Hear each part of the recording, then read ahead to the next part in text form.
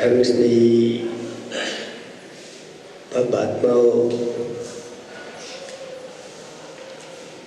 जीवन रहा पुण्य पाप का खेत, जीवन रहा पुण्य पाप का खेत, बोया सो पाया, बोया सो पाया। इस संसार में ये संसारी प्राणी अपने जीवन रूपी खेत में जिस प्रकार का बीज डालता है उस प्रकार के वह फल को प्राप्त कर लेता है। और ये मनुष्य जीवन है, उस मनुष्य जीवन में कुछ ऐसे भी महापुरुष हुए जिन्होंने पूर्व में पुण्य किया और पुण्य के फल के माध्यम से उन्होंने त्रेष्ठ शलाका पुरुषों में जन्म लिया। लेकिन कहते हैं कि जब किसान बीज बोता है तो उसके साथ साथ कुछ खरपतवार भी करके उसको बोते नहीं। पुण्य के उदय में तो हमने अपना अच्छा बीज बोया है और उसका फल भी अच्छे रूप में आना है, लेकिन साथ साथ में खरपतवार भी आ जाते। ऐसे ही पुण्य उदय जिनके तिनके भी नाही सदा सुख साथ। पुण्य के उदय से ऐसे महापुरुषों में जन्म हो गया, अच्छी तरह से सुखपूर्वक जिनका जीवन व्यतीत हो रहा है, लेकिन खरपतवार ये भी पूर्व कर्म का उदय बीच बीच में आ जाता है, असाता का उदय आ जाता है। राम लक्ष्मण सीता तीनों जिनके लिए वनवास मिला राम के लिए, लेकिन भाई ने भी अपने बड़े भाई का साथ दिया और पत्नी ने भी अपने स्वामी का साथ छोड़ा नहीं। विहार करते चले जा रहे हैं, एक जंगल से दूसरे जंगल में, एक नगर से दूसरे नगर में। एक स्थान पर पहुंचते हैं और पहुंचते ही एक वृक्ष के नीचे बैठ जाते हैं तीनों। रामचंद्र जी कहते हैं, लक्ष्मण तुम्हारी भावज बहुत थक गई है, अब ज्यादा चल नहीं सकते। देखो कहीं आसपास कोई गांव या नगर नजर आ रहा है कि नहीं। तब लक्ष्मण जी ने वृक्ष के ऊपर चढ़ करके और अवलोकन किया तो देखा कि एक वहाँ पर नगर है, लेकिन उजड़ा हुआ नजर आ रहा है और एक व्यक्ति दिखाई दिया और कहा कि एक व्यक्ति इस ओर आ रहा है, तो कहा कि उसको बुलाओ। उसको बुलाया और जैसे ही वह लोगों के पास आया वह घबरा गया और मूर्छित हो गया। उसको सचेत किया, घबराओ मत। पूछा ये कौन सा नगर है, इसी जुड़ा हुआ क्यों है, तुम्हारी स्थिति ऐसी क्यों हुई। तब उसने सब कुछ सुनाना प्रारंभ कर दिया और कहा कि उज्जैनी नगरी का राजा शिहोधर और दशांगपुर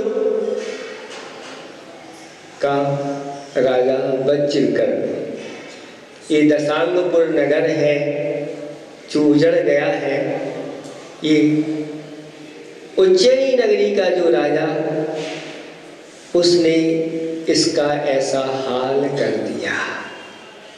क्यों कर दिया? तो उन्होंने सुनाना प्रारंभ कर दिया कि दशांगपुर का ये वज्रकर्ण उज्जैनी नगरी के राजा का बहुत प्रिय सेवक था। लेकिन एक दिन वह जंगल में शिकार के लिए गया। चूंकि वह जन्म से ही क्रूर, मूर्ख, अज्ञानी, दुराचारी था, कभी भी वह सद्गुरुओं को नहीं मानता था, वीतराग भगवान से बहुत दूर था। कहा है कि नमोकार समम मंत्रम वीतरागम समम प्रभु सम्मेदाचल समम यात्रा भूतो न भविष्यति। नमोकार मंत्र के समान मंत्र और वीतराग भगवान के समान भगवान और सम्मेदाचल जैसी यात्रा न भूतु। एक बार कर लेता है भाव सहित बंदे जो कोई ताके नरक पशु गति नहीं, इतना महात्मा है। और पहले जब यात्राएं होती थी तो ऐसी नहीं होती थी, पैदल यात्रा होती थी। लोग गाड़ी में बैठना पसंद नहीं करते थे। गाड़ी भले ही साथ में ले ले, उसमें सामग्री भली रख ले, लेकिन पैदल ही यात्रा करते थे। और जब जो सम्मेद शिखर जाती थी नगर गांव आदि से, लोग उनको ऐसा सम्मान करके भेजते थे, गाजे बाजी के साथ मालाएं पहना करके, टीकाएं आदि करके, और उनको भेजते थे। और वो भी संकल्प करके जाते थे कि अब कोई भरोसा नहीं जीवन का, लंबी यात्रा है, ये सब कुछ त्याग करके और चले जाते थे। एक मुनिराज तपी हुई शिला पर ऊपर से सूर्य की किरणें उनके ऊपर पड़ रही है। रवि किरणों से तपी शिला पर सहज विराजे मुनिजन सहज रूप में बैठे हुए हैं। और मुनिराज को देख करके वह घोड़े पर बैठा हुआ है, भाला लिए हुए है। और जैसे ही महाराज को इस स्थिति में देखा और उसने अपना घोड़ा वहीं खड़ा कर दिया और कहा कि हे साधु महाराज, ये क्या कर रहे हो?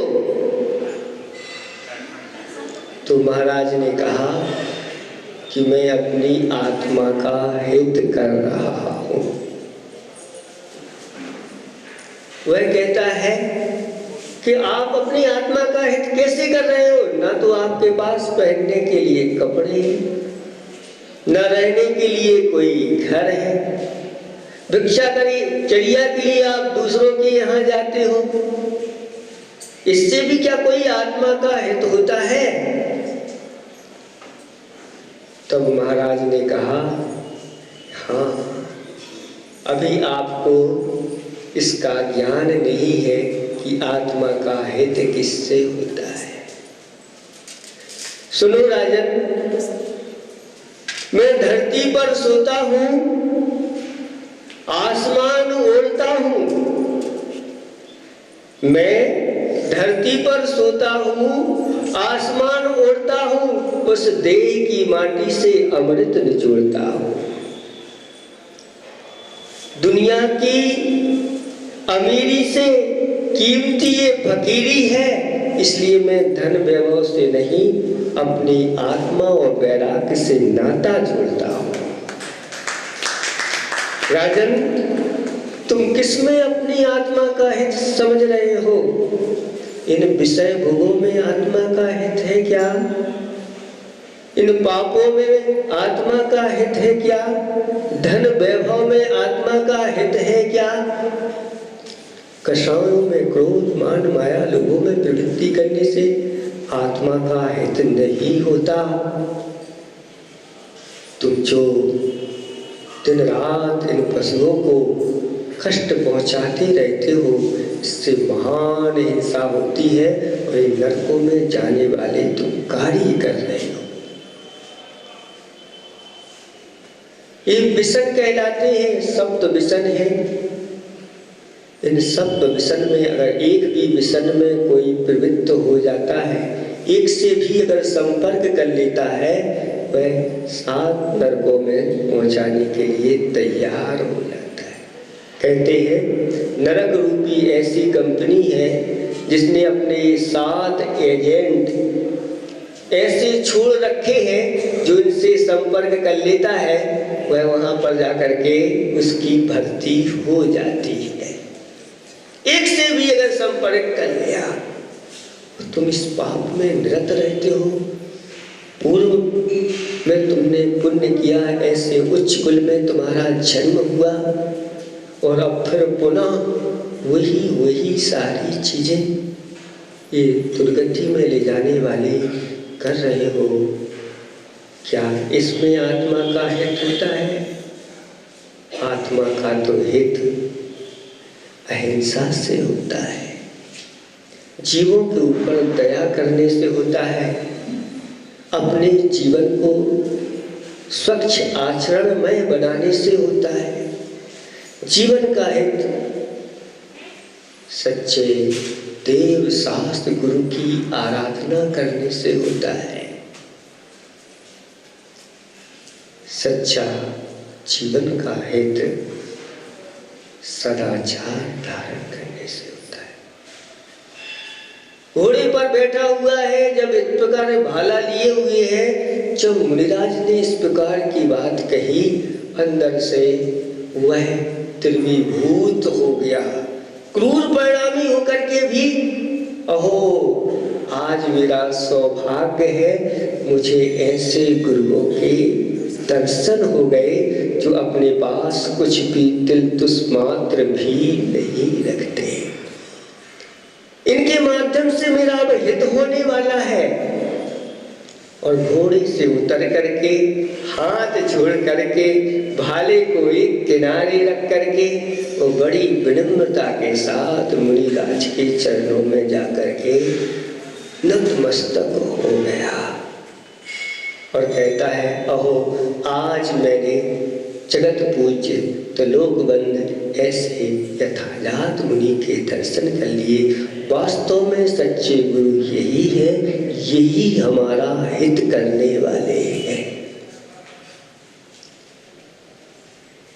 और बैठ करके अच्छी तरह से नतमस्तक होकर के मस्तक को झुका दिया और गुरुदेव मुझे धर्म का और उपदेश दो। महाराज ने सम्यक दर्शन, सम्यक ज्ञान, सम्यक चारित्र के बारे में बताया। मिथ्या दर्शन, मिथ्या ज्ञान, मिथ्या चारित्र इस संसार की पद्धति को बढ़ाने वाले हैं और सम्यक दर्शन, सम्यक ज्ञान और सम्यक चारित्र इस संसार की पद्धति को नष्ट करने वाले हैं। ऐसा बताया, उसको सम्यक दर्शन की प्राप्ति हो गई।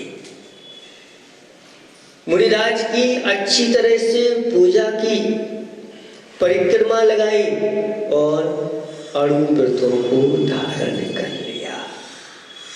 अणुव्रतों को धारण करके एक संकल्प कर लिया कि मैं जीवन पर्यंत के लिए अब ये संकल्प करता हूँ कि यथाजात दिगंबर मुनि और वीतराग भगवान के अलावा किसी को सिर नहीं झुकाऊंगा। ऐसा संकल्प ले लिया और अपने आप को धन्य मान रहा है कि इनके माध्यम से आज मेरी आंखें खुल गई। क्योंकि गुरु अपने अज्ञान रूपी अंधकार से जो नेत्र बंद हो गए हैं उनको वह खोल देते हैं अपनी ज्ञान रूपी सलाखों के माध्यम से। और आज इन्होंने मेरा वह ज्ञान नेत्र खोल दिया है। आज मुझे सम्यक दर्शन की प्राप्ति हो गई है। अहो भाग्य, आज मुझे ऐसा लग रहा है कि संसार की सर्वश्रेष्ठ वस्तुएं मुझे प्राप्त हो गई। और अब सारी और वस्तुएं तृण के समान नजर आ रही है। कहते हैं सम्यक दृष्टि हमेशा हमेशा वह विचार करता है। भगवान के सामने भी ऐसी भावना आता है कि भगवान, मुझे सम्यक के बिना अगर चक्रवर्ती का भी वैभव मिलता है तो मुझे वह मंजूर नहीं है, और अगर मेरे पास सम्यक दर्शन है तो मैं दरिद्र भी रहना पसंद कर सकता हूं, क्योंकि सम्यक के बिना यह चक्रवर्ती का वैभव भी नरकों में ले जाता है। और सम्यक दर्शन है तो यह दरिद्रता भी बहुत बड़े ऊंचे पद को प्राप्त करा देती। किसी ने कहा है, मेरा ज्ञान उपवन सहज खिल गया है, मुझे अब तो समकित सदन मिल गया है। मेरा ज्ञान उपवन सहज खिल गया है, मुझे अब तो समकित सदन मिल गया है। सदा मोह मिथ्या तूने दुख दिया था, सदा मोह मिथ्या तूने दुख दिया था, स्वयं के स्वबल से स्वधन मिल गया है। स्वयं ने स्वयं को स्वयं के ही द्वारा स्वयं के लिए ही चमन मिल गया है। स्वयं से स्वयं का परिणय जो होता, अशरीर उनको बदन मिल गया है। मेरे श्वास उच्छ्वास पर में रमे थे, निजातम से सुरभित सुमन खिल गया है। नयातीत होने का उद्यम करूँगा, नयातीत होने का उद्यम करूँगा, अनेकांत मत का भवन मिल गया है। समर्पित गुरुवर के प्रति निरंतर, उन्हीं की कृपा से ये धन मिल गया है, उन्हीं की कृपा से ये धन मिल गया है। गुरुओं की कृपा से ही ये धन मिलता है।